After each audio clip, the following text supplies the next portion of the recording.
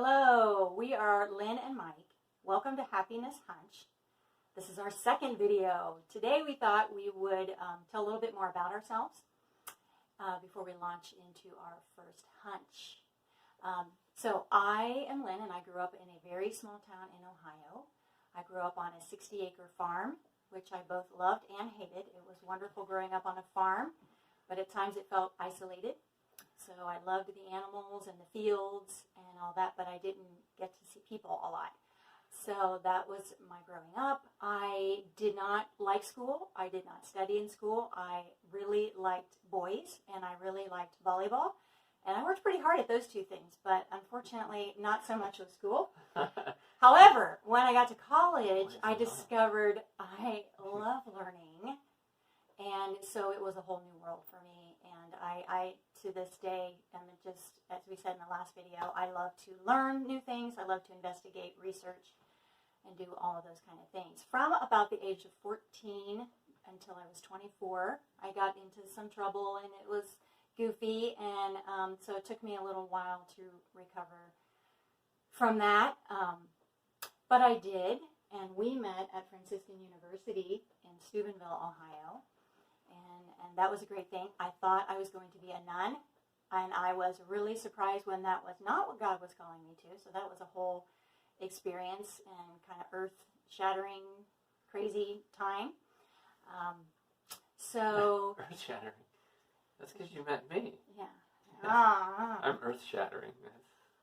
Is that what you're saying? Anyway, I skipped work experience. So I was in retail merchandising. So I worked in a buying office, and I was buying for little kids' clothes, specifically girls, for about 10 years at two different retailers, and I really, really enjoyed that. So I love art, love design, love buying and putting things together, and so that's a big part of my background. Why don't you tell a little bit about yourself? All right.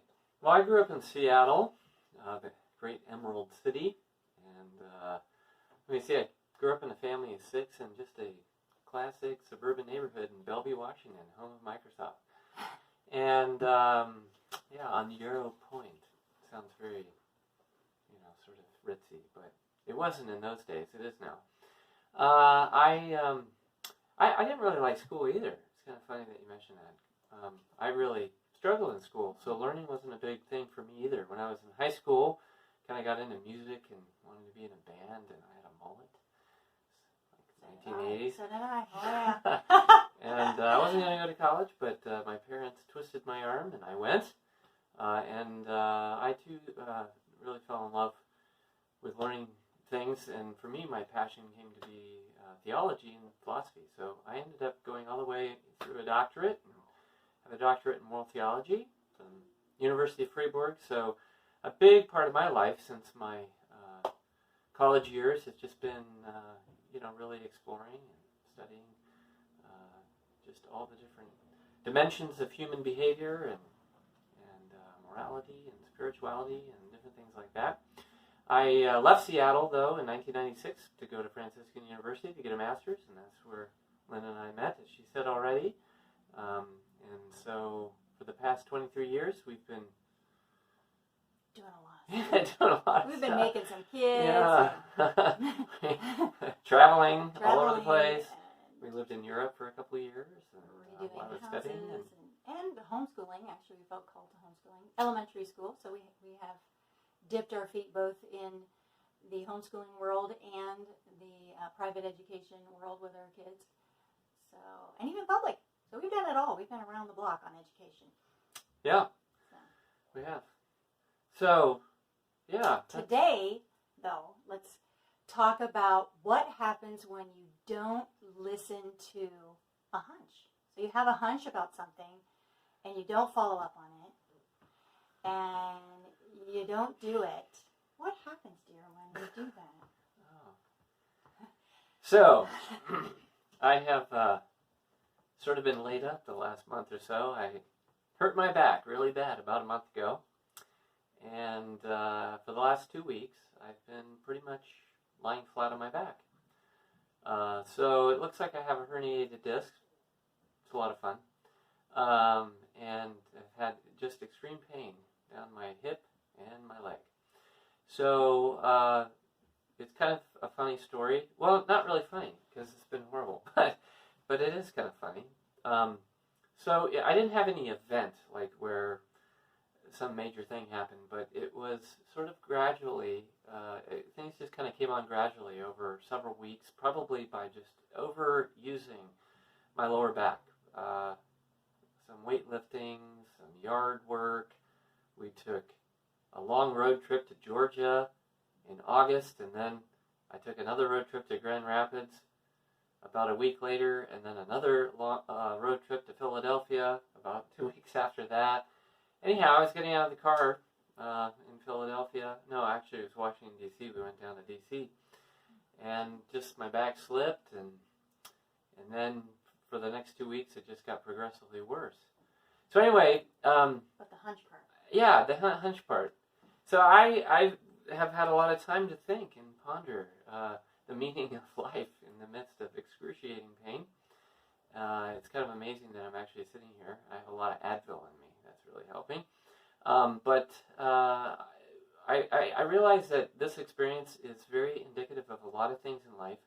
That I've had like lower back issues for a lot of years, and I've always been able to just sort of ride through that. You know, I massage it a little bit, pop a few Advil, maybe a couple of stretches, but haven't really paid attention to those little warning signs or those little voices in my head saying, you should probably do something about this, like maybe go to a chiropractor or start doing more core exercises to strengthen my core.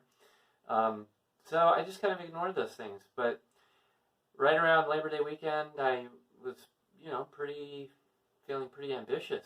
So I went outside and cut up a cord of wood or two and turned a bunch of dirt in my beds outside my house. And about 2 or 3 days later, I wasn't really walking anymore. So anyhow, I think this can be true, though, really for any part of our life, whether it's our physical health, or it can be true of our psychological well-being, or it can be true of our spiritual well-being, that a lot of times we have these little urgings inside to really attend to ourselves better and be better stewards of the life God gives us. And when we don't listen to those things and we just kind of push on, we really don't, at the moment, feel the pain or bear the cost of our procrastination. And then suddenly, when life's pressure bears down on us in one way or another, something blows out. So that can happen emotionally, that can happen spiritually, morally, or physically, as it just happened to me. So anyway, that was my grand insight about why it's never good to put off till tomorrow. The good that we really should be doing each day to take good care of ourselves. So now you've been the servant helper, maidservant of this invalid. So, actually, it's been longer than 2 weeks, because I think for the first 2 weeks, I was doing pretty good. I was kind of patting myself on the back, thinking, okay, this is all right, you can do this, and this is good for you to practice serving and letting go of the things that you usually do or want to do. But in the last few days, I have to admit, it has gotten really old, and it's been very, very challenging. So it's been a test of determination and perseverance, and we've got weeks coming yet, so we're not out of the woods. Yeah, 6 to 8 week recovery for. Yeah, so says the doctor. The other hunch part thing that I want to bring in is that we had a hunch way back that because we had been saving up money to do some stuff on this little house, and take care of some other things, like my wedding ring broke, and so we had some things we wanted to take care of, and chiropractic care was definitely on the list, but guess what? It just wasn't one of the first things that kept going to the bottom. And we're like, we'll get there. But everybody wanted to go. We do like going to a chiropractor for adjustments. And so anyway, it kept dropping to the bottom of the list. So that's the other part of the hunch thing. For me, I just look back on that and think, we have to remember that health is foundational to everything else. it's a priority. When it's zapped out from underneath you, you feel it in so many ways. Not only in physical pain, but just it brings on a lot of stress. It brings on, everybody has to restructure their schedules and their life, and you're fitting all these things in that you didn't have to fit in before, chiropractic visits, doctor visits, and whatnot. And so it is just really important to take care of yourself. It's a foundation for everything else. So let's not do it again. Let's not do it again. Although I haven't been to a chiropractor yet either. Yeah. And so now we want to get him healed up, though he's got, lots of visits. So, and then after that, we hope to both be, going regularly, because we are, getting up there. We're like in our 50s, and so we have to take. Old. We have to take care of ourselves. We have 4 kids, and we have a 12-year-old, who's very active, and we are active, and we want to be active. So, So anyway, so it's just a good reminder that you should follow your hunches. When you have hunches, when you have gut feelings about, okay, you need to get on this, you need to take care of this, that is very, very now is the time. Yeah.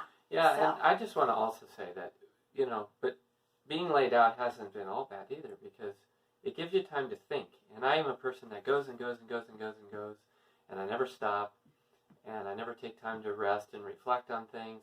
And so I've had more time than I really want to, probably 10 years worth.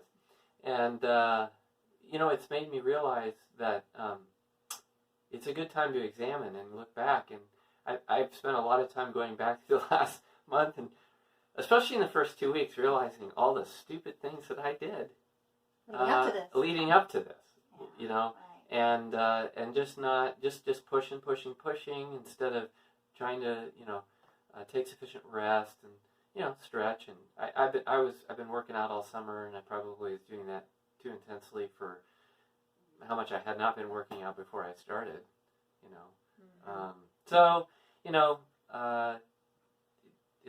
I guess balancing these things out is important, but it's also there's a lot to be learned by being brought down and humbled, and forced to slow down and say, where are you in such a hurry to get to?